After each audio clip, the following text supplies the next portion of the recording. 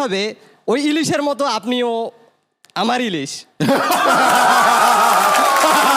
তোমাদের হাত তুলো, কে কে প্রপোজ করতে চাও দেখি। অনেক মানুষ হ্যাঁ ওকে। আচ্ছা আমরা যাবো হচ্ছে একদম মাঝখানে, সাদা শার্ট নাকি চেক শার্টের নাকি স্ট্রাইপের শার্টে, হ্যাঁ আপনি। হ্যালো, তোমার নামটা বলো। হ্যালো। আমি সোহেল আহমেদ। সোহেল আহমেদ, তুমি জয় হাসানকে প্রপোজ করতে পারবা, বাট ফার্স্ট অফ অল আমরা যেটা করবো সেটা হচ্ছে তোমার হাতে একটা প্রপস তুলে দিব। লেটস সি তোমার প্রপসটা কি হবে যেটা ইউজ করে জয় হাসানকে প্রপোজ করতে হবে। 3, 2, 1 এন্ড দ্য প্রপস ইজ খাঁটি সরিষার তেল।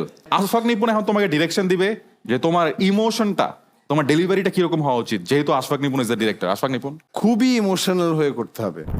জয়া, প্রথমত জয়া। আমরা যেহেতু ও